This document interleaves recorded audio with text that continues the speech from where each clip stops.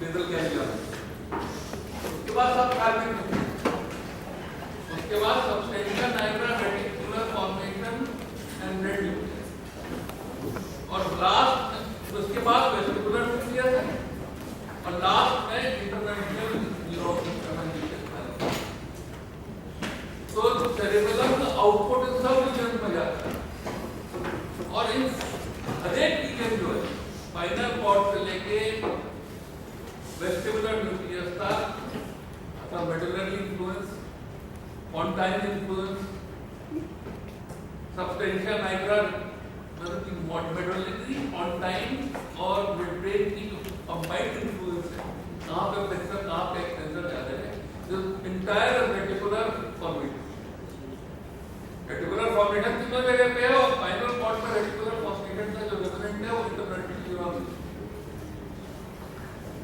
ठीक है, तो जो रेटिकुलर फॉर्मेशन है, अगर पोंटाइन बढ़ा दो तो एक्सटेंसर टोन बढ़ जाएगी, और अगर मेडुलरी बढ़ा दो तो मतलब टोन इनवर्ट हो जाएगी। ठीक है, मतलब तो कहते हो ना कि कौन से का इनहिबिटरी, कौन से का एक्साइटेटरी, एक एरर। इसके बाद जो सब थैलेमिक न्यूक्लियाई हैं वो फॉरवर्ड प्रोग्रेशन के लिए रिस्पॉन्सिबल है। मतलब अगर आप आगे चल रहे हो तो सब थैलेमिक न्यूक्लियाई चल रहे हो, अगर सीधी लाइन में चल रहे हो। अगर एक की तरफ कॉर्डेट इन्फ्लुएंस बढ़ गया, उधर की स्ट्राइड छोटी हो जाएगी, नहीं सॉरी, उधर की स्ट्राइड लंबी हो जाएगी, ऑपोजिट स्ट्राइड छोटी हो जाएगी। तो you start turning to the opposite direction. समझे? तो जो बायलैटरलिटी है, जो डायरेक्शन चेंज है, वो बेसिकली रिस्पॉन्सिबल है कॉर्डेट न्यूक्लियस, लेंटिफॉर्म न्यूक्लियस, क्लॉस्ट्रम सुना होगा तुमने, इंसुला, कुछ रीजन का। हालांकि इंसुला में काफी हद तक लिम्बिक सिस्टम का इंटीग्रेशन हो जाता है।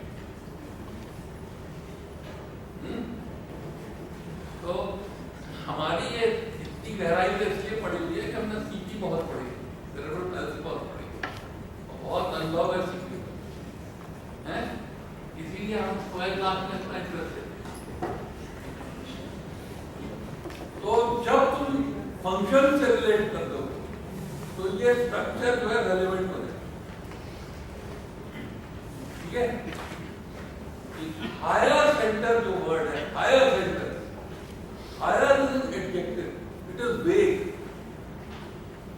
वेग है ना। तो इस तरह से इनको जो है तो गेट पढ़ा,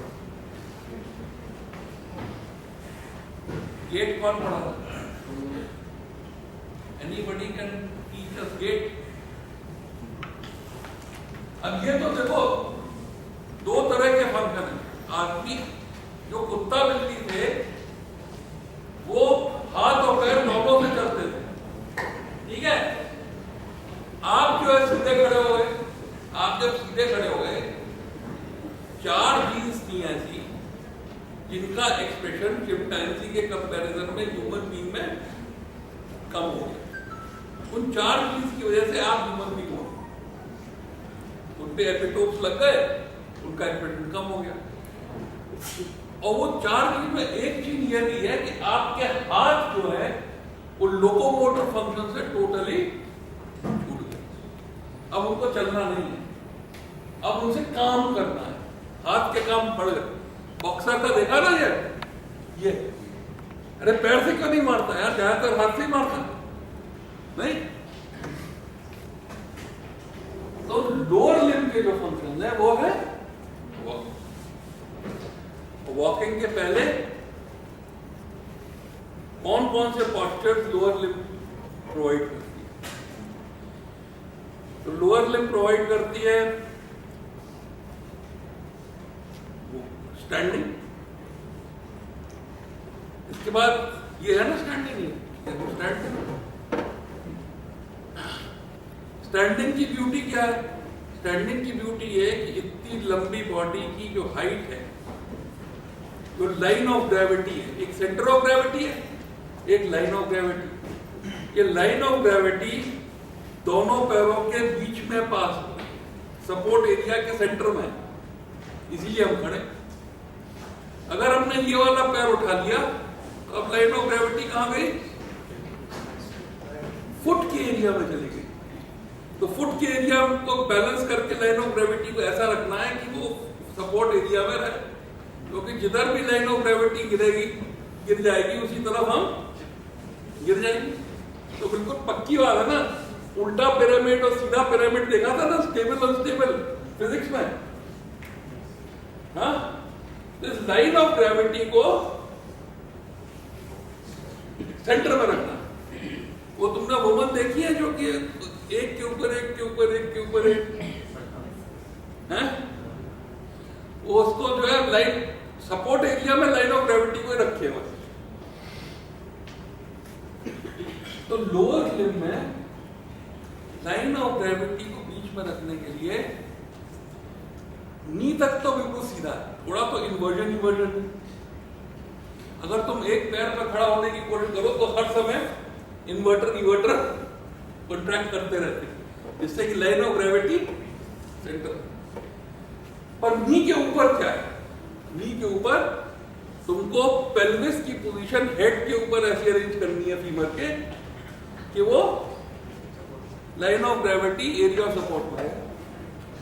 जब दोनों लिम्ब में वेट बियर हो रहा है तो बात फर्क है, और जब एक लिम्ब में बियर होने लगा तो बात फर्क है, तो लाइन ऑफ ग्रेविटी शिफ्ट होगी।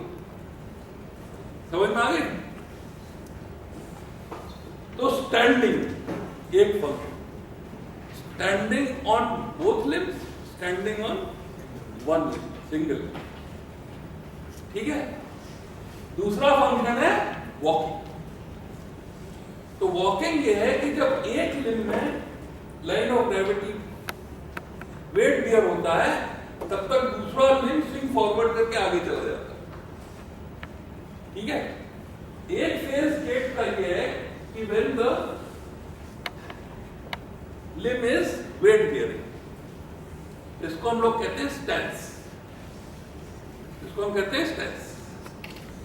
और दूसरा है when the limb is moving forward on this limb in comparison to this limb, इसको हम कहते हैं स्विंग। तो देयरफॉर गेट के दो फेज, स्टैंस एंड स्विंग। अब हमारे लिम्ब को बहुत ध्यान से देखना, वॉक करते समय हमने चलना शुरू किया तो सबसे पहले हमारा ये लिंक स्विंग कर गया था यहां तक। अब ये हिप एक्सटेंशन हुआ और हमारा हील स्ट्राइक कर गया, इसको कहेंगे हील स्ट्राइक। अब देखो ये हील स्ट्राइक है, इसके बाद मेरा फुट प्लांटर फ्लेक्स करेगा and this will become foot flat. This will become foot flat. अब ये जो फुट वेट बियरिंग पोजीशन में आ गया, अब मेरा लेग वेट बियरिंग पोजीशन में आएगा। तो मेरा हिप एंकल डॉर्सिफ्लेक्स करेगा, कर गया, और नी फ्लेक्स करेगा। तो now my leg is in weight bearing position. और इसके बाद क्या होता है? देखो ये होता है, इसका मतलब नी एक्सटेंड किया, हिप एक्सटेंड किया, और ऑपोजिट साइड का एंकल प्लांटर फ्लेक्स किया। ठीक है। और टोज डॉर्सिफ्लेक्स कर रहे हैं। तो इधर की तरफ का हो गया टो ब्रेक, और इधर की तरफ का हो गया फीमोरल अलाइनमेंट। तो heal strike, foot flat, tibial alignment, leg alignment, tibial alignment, femoral alignment. ठीक है। और उसमें एक बड़ी इंटरेस्टिंग चीज हुई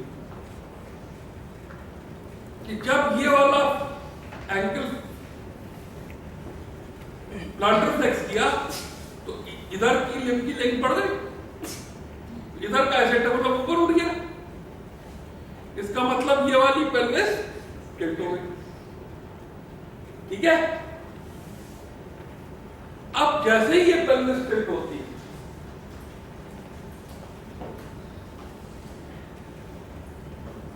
जैसे ही ये पेल्विस टिल्ट हुई, ये पेल्विस जैसे ही टिल्ट हो गई, और ये हो गया ना ये हो गया ना पैर, इसलिए ये ऐसे डबल ऊपर उठ गया, इसलिए ये पेल्विस स्ट्रेट हो गई। इसलिए ये जो लिम्ब हमारा वेट बेयरिंग लिम्ब था, लाइन ऑफ ग्रेविटी,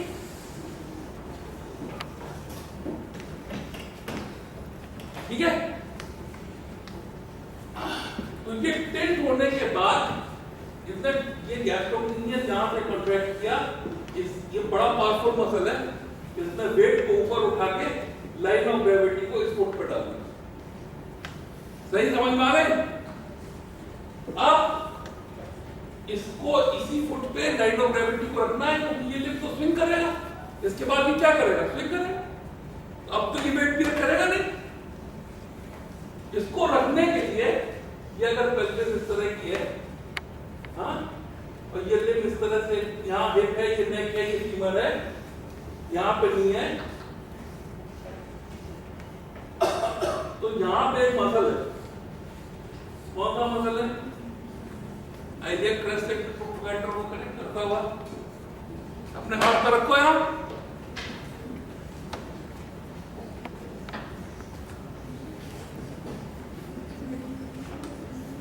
और नहीं तो ये चौक फेंक के मालूम। कौन सा muscle? Medius, gluteus medius. Minimus आगे, मैक्सिमस पीछे, मीडियस। तो ये ग्लूटियस मीडियस मसल इस पोजीशन को मेंटेन करेगा जब तक ये लिम्ब स्विंग फॉरवर्ड ना करे, ठीक है। तो अब इसके बाद क्या मूवमेंट होगा?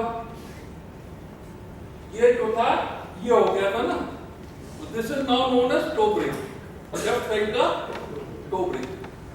इसके बाद टोस प्लांटर फ्लेक्स करेंगे और ये पैर ऊपर चला गया। Now this is called as push off. This is called as push off. अब ये लिम्ब हिप और नी दोनों फ्लेक्स करते जाएंगे और ये लिम्ब फॉरवर्ड स्विंग करेगा। ये लिम्ब फॉरवर्ड स्विंग करेगा, तो इसको कहेंगे स्विंग टू, इस लिम्ब के बराबर, और स्विंग थ्रू। स्विंग टू तक हिप और नी फ्लेक्स कर रहे हैं, स्विंग थ्रू में नी एक्सटेंड कर रहे हैं, और स्विंग थ्रू में एक और बड़ी खास बात होती है। वो खास बात ये होती है कि यहां पे ये वाली ASIS हायर थी, एंटीरियर थी, ये पीछे, पर ये स्विंग थ्रू होगा तो ये ASIS आगे चली गई।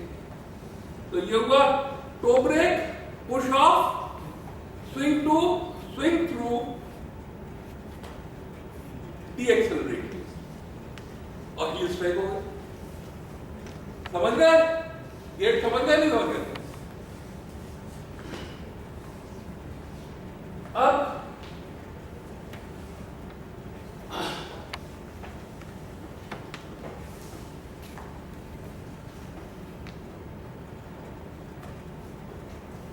इसलिए हील स्ट्राइक, फुट फ्लैंट, जैसे राइट साइड का कह रहे हैं, right side heel strike, foot flat, tibial alignment, femoral alignment, pelvic tilt, femoral alignment में toe break, हाँ, और pelvic tilt में toe break, उसके बाद push off, swing to, swing through, इसमें pelvic rotation। यहाँ पे अगर ये ASIS है, ये एक्सटर्नल रोटेशन में, और यहाँ पे ये इंटरनल रोटेशन हो गया, इसका मतलब पूरी की पूरी पेल्विस योर रोटेट। इसका मतलब पेल्विक रोटेशन, हाँ, और उसके बाद नी का एक्सटेंशन स्विंग थ्रू में, और देन हिप का फ्लेक्शन, थक, हील स्ट्राइक हो गई।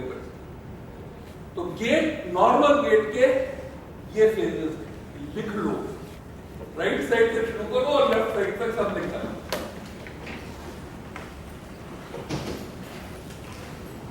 लिख डालो विदाउट मिस्टेक। अब तो मैं हम सारे अब नॉर्मल गेट समझा देते हैं जितनी क्लास पढ़ाने जा रहा हूं। बाद अपर लिम्ब के फंक्शन पढ़ा था। तो क्या आम हो रहा है, व्हाट यू वांटेड टू क्या कर रहा है, ये इंपॉर्टेंट।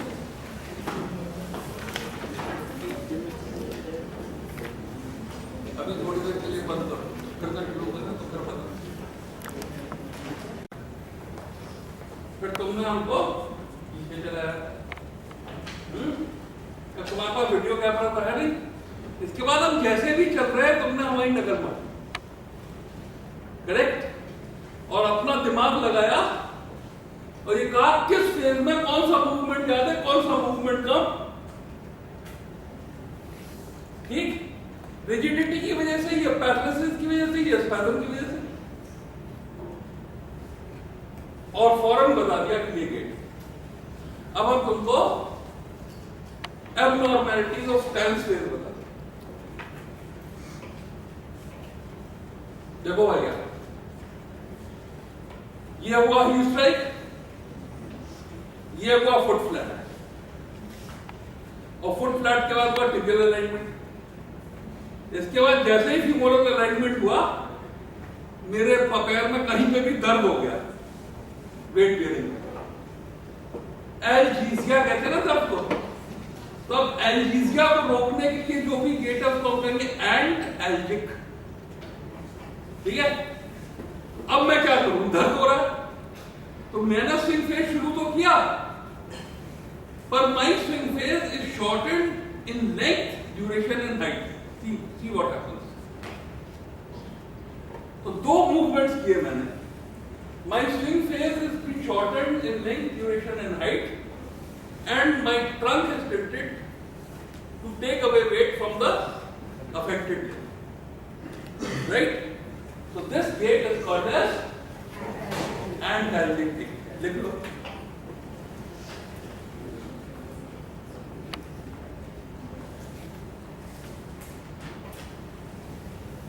थोड़ी और तो पढ़ा देगा कुछ था नहीं, कोई पढ़ाएगा नहीं, कोई और तो पढ़ेगा।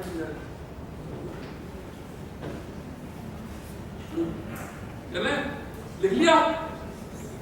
अब दूसरा गेट,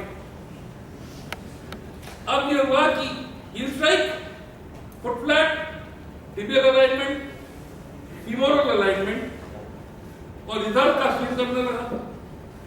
अब इधर का ग्लूटियस मीडियस, अगर ग्लूटियस मीडियस पैरालाइज है नंबर 1, या लीवर आर्म नहीं है, नेक फीमर फ्रैक्चर हो गया, या फल्क्रम में प्रॉब्लम में डिस्लोकेशन और फ्लिप है, ये दो रीजन, दो और ये 3, तो ये ग्लूटियस मीडियस फेल करेगा। जब ये ग्लूटियस मीडियस फेल करेगा तो पेल्विस योर टिल्ट होगी, तो लाइन ऑफ ग्रेविटी तो मुझे इसी पे रखनी है। तो पेल्विस की टिल्ट के कंपैरिजन में मैं अपनी ट्रंक टिल्ट करूंगा, जिससे लाइन ऑफ ग्रेविटी इसी पर है, ठीक है। अब इसी को डिफाइन करता हूं, heal strike, foot flat, tibial alignment, femoral alignment, और जहां इधर का स्विंग शुरू हुआ, इधर की पेल्विस डिप करने लगेगी, हैं? Ipsilateral, lateral bending of trunk in the stance phase is Trendelenburg gait. Is Trendelenburg. So दो मेजर गेट stance phase की abnormality. अब swing phase की abnormality समझा, दो swing phase की समझा, ठीक है।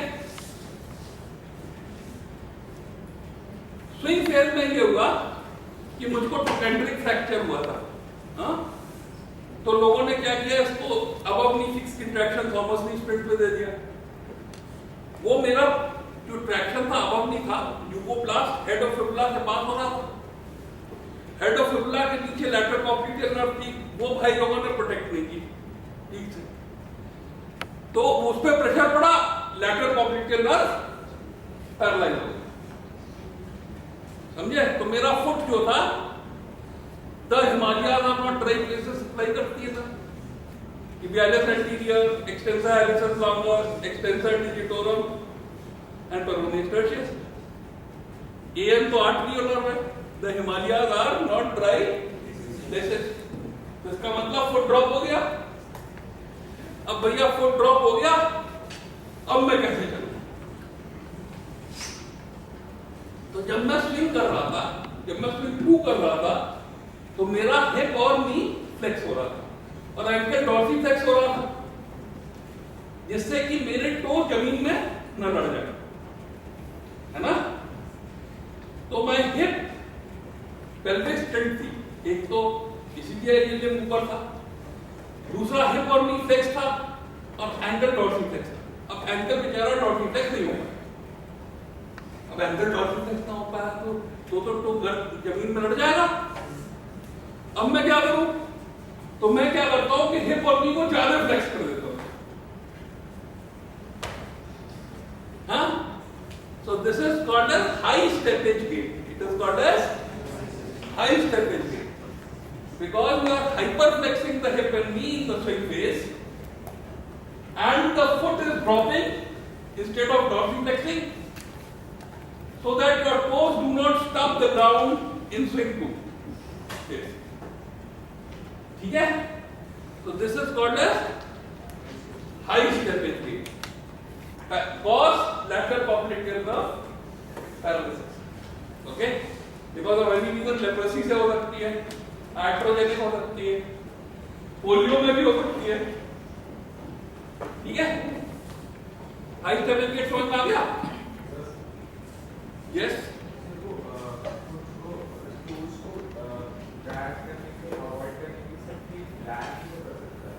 क्या कर सकता है? यो कर सकता है, तो चोट लग जाएगी। जरा देखिए, ड्रैग करके दिखाओ, आओ नीचे आओ।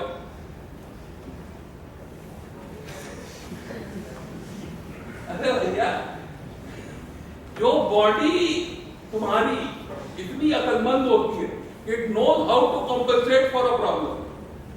जो तुम्हारा कॉम्पेंसेटरी मैकेनिज्म है, वो कॉम्पेंसेटरी मैकेनिज्म ये है कि जब फुट ड्रॉप करेगा तो हिप और नी हाइपरफ्लेक्स कर जाएगा।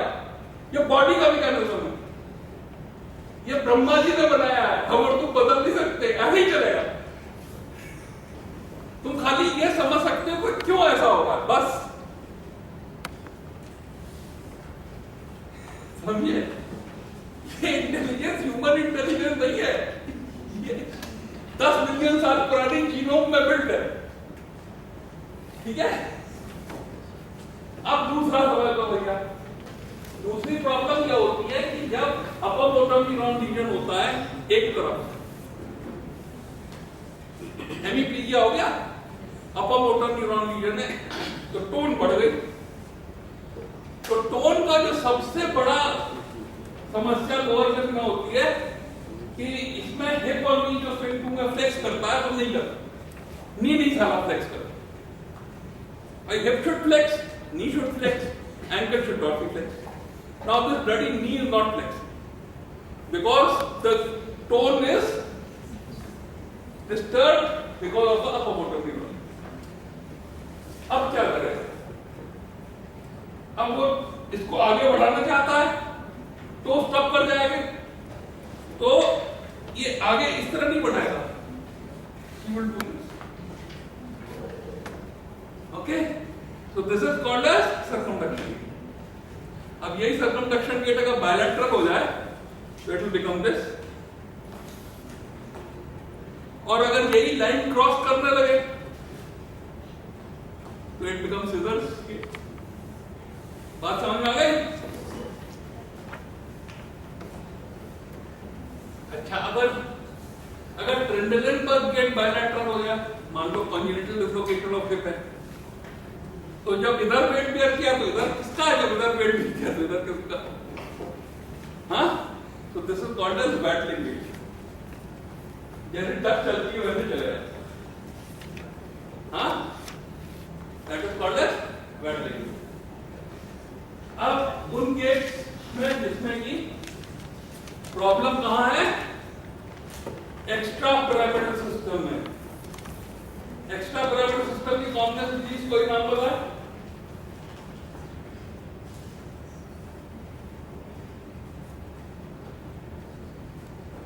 कोई डिजीज ऐसी जो एक्स्ट्रा पिरामिडल सिस्टम की बता दे कोई? रिंगोमाइलिया तो बेटा स्पाइनल कैनाल की प्रॉब्लम। पार्किंसनिज्म सुना नहीं? हाँ, जिसमें कि मास्क लाइक फेस होता है, मास्क लाइक फेस, कोई हंसी नहीं। क्यों है? क्योंकि लेड पाइप रिजिडिटी है। अब ये लेड पाइप रिजिडिटी की वजह से जो पर्सन वॉक करेगा वो करेगा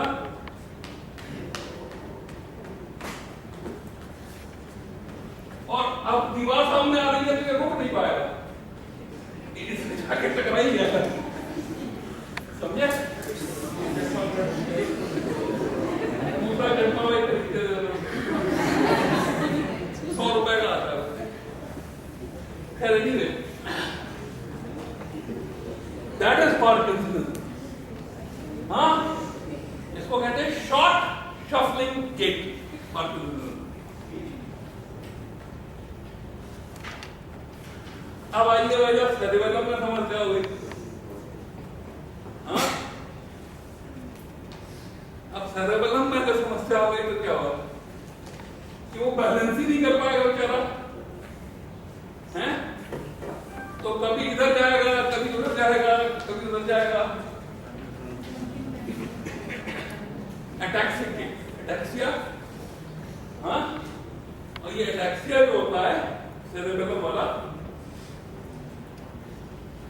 इसमें एक बड़ा आसान, इसमें कहते हैं प्रेम मत छाके पग पड़त कहां के कहां, दारू इज द कॉमनेस्ट रीजन।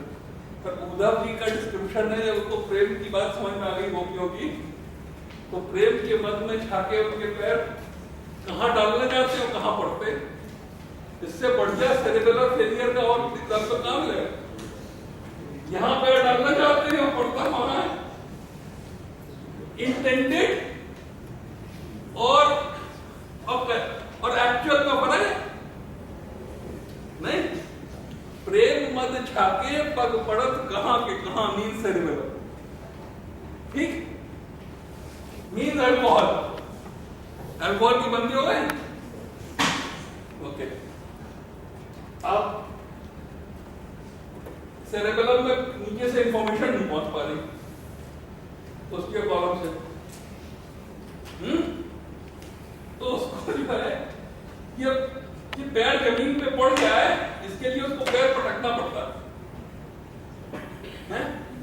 उसको लगता है कि वो क्यों चल रहा, डेविस डॉर्सालिस है ना, जिसमें पोस्टीरियर कॉलम इन्वॉल्व है टर्शियरी सिस्टम में, तो उसको लगता है क्यों पे चल रहा है। तो हर बार उसका पैर जमीन पे पड़ गया है, इसलिए उसको थोड़ा सा स्टम्प करना पड़ता है। That's called a stamping. Left, right, और मार्च के, ठीक है। तो सारे abnormal gates हो गए, and how they are related to the nervous system. इसका मतलब अपन ने पढ़ाया था।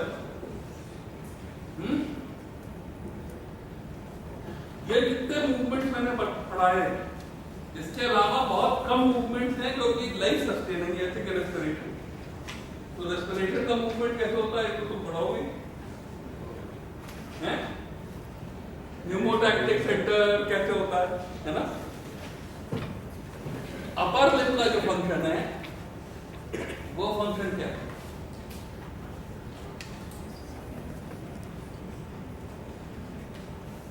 सबसे ज्यादा ब्रेन का एरिया अपर लिम्ब में जाता है, हम बहुत बड़ा एरिया होता है, क्यों भाई?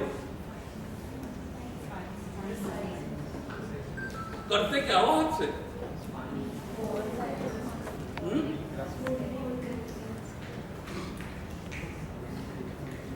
अभी ये कर रहे हुए थी, ये कर रही थी, इसका क्या मतलब है? Pen holding. हम अगर इसको कहते हैं कि 3 फंक्शन है हाथ, एक फंक्शन है ग्रास्प, ठीक है। तो ग्रास्प की खास बात यह है कि एमपी जॉइंट का फ्लेक्शन है और पकड़ रहे हो पूरे फिंगर की एज से, है ना। तो जब मैं कोई चीज को ग्रास्प करे हुए हूं तो मेरा एमपी जॉइंट फ्लेक्स है और ऐसे पकड़ रहा हूं। I am holding it against the palm and this whole surface. दूसरा है पिंच। पिंच में मैं टिप ऑफ फिंगर और टिप ऑफ थंब यूज कर रहा हूं, ठीक है। तो ये वाली जो पिंच है this is called as pincer, इसका फॉर्फिस्ट, हाँ, this is called as pincer. This is called as key pinch, key को चाबी को ऐसे पकड़ता है। This is called as chuck nut pinch, जो पेन को पकड़े, इस तरह भी पकड़ सकते हो, इस तरह भी पकड़ सकते हो, but these three fingers are used. चकनट देखा है, इसमें ड्रिल फंसता है, 3 होते हैं ना उसमें, so this is called as चकनट and this is called as अकाउशर। अकाउशर क्यों कहते हैं? अकाउशर क्या होता है? अकाउशर मेल ऑब्स्टेट्रिशियन होता था पहले जमाने में। जो वो जो डिलीवरी होती थी वो मेल की करते थे, तो they used to try to see the head of the baby through the vagina. तो वो इन फिंगर्स को यूज करके वेजाइना में डाल के यो फैला के देखते थे लाइक दिस। तो दे आर कॉल्ड एज अकाउशर्स। So this is called as अकाउशर्स, दिस इज कॉल्ड एज अकाउशर्स। तो पिंच, ग्रास्प और तीसरा फंक्शन है हुक। तीसरा फंक्शन है हुक। अब इसमें फिंगर और थंब में क्या फर्क है?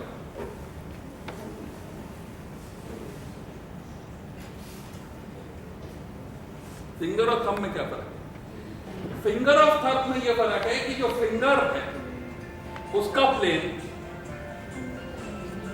थंब के प्लेन के 90 डिग्री पे। हाँ जैट के नाम हम क्लास में। तो अगर फिंगर का फ्लेक्शन ये है तो थंब का फ्लेक्शन ये, अगर फिंगर का एक्सटेंशन ये है तो थंब का एक्सटेंशन ये, ठीक। अगर फिंगर का एब्डक्शन ये है तो थंब का एब्डक्शन ये है, अगर फिंगर का एडक्शन ये है तो थंब का एब्डक्शन ये है और थंब का एडक्शन ये। अब इसमें एक और मूवमेंट है, वो मूवमेंट ये है कि ये जो मेटाटार्सल है ये रोटेट कर जाती है 80 degree. So now the pulp of the thumb starts opposing the pulp of fingers. That's why this rotation of metacarpal at the carpometacarpal joint is called as opponents. ठीक है। तो पिंच में भी और ग्रास्प में भी opponents of the thumb is vital, but in the hook action of the hand, hook करने में thumb is not used। तो thumb के pinch, grasp और hook action में thumb is used in pinch and grasp। बात समझ में आ गई? ऑलराइट। और बाकी सारे जॉइंट अपर का फंक्शन क्या है?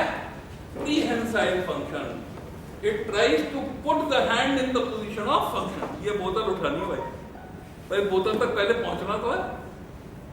तो बाकी सारी बॉडी का function, pectoral girdle, this shoulder, elbow, forearm, इसका फंक्शन है और इसकी लेंथ का भी फंक्शन है कि ये हाथ पहुंच जाए जहां पे काम करे। तो that is called as prehensile, that is called as prehensile. तो नॉर्मली ये सारे के सारे मूवमेंट परफॉर्म और ये सारे के सारे मूवमेंट इसलिए परफॉर्म होते हैं कि मसल के कॉन्ट्रैक्शन 3 टाइप के, आइसोटोनिक, आइसोमेट्रिक, आइसोकाइनेटिक। हाँ, और एक बड़ा powerful intelligent system intended expected और एक्चुअल, इस पोजीशन को हर समय कोऑर्डिनेट करता है। ठीक है, तो गेट पूरा का पूरा गेट पढ़ा दिया, पूरी की पूरी अपवर्जन के फंक्शन पढ़ा दिए, और वो सारा का सारा सिस्टम का तुम लोगों को अच्छा आइडिया हो गया जो कि इसको अचीव करता है, एस्टैब्लिश करता है। तो जो हमने पढ़ाया है उसको तुम लोग लिख डालो, और फिर ये देख, एक जना क्या करो कि बोर्ड पे लिख डालो, बोर्ड पे लिख डालो जो मैंने पढ़ाया है, और फिर जो बोर्ड पे लिखा हुआ है उससे जो तुमने समझा है उसको कंपेयर कर लो, जिसके किसी का भी कुछ भी नहीं छूट जाए। The total concept is in your brain. तो बोर्ड पर कौन लिखेगा? बोर्ड पे लिख डालोगे? वो लड़की जो डिप्रेस हो गई लगता है एक बार यहाँ है, लिख डालो। नहीं लिख पाओगे?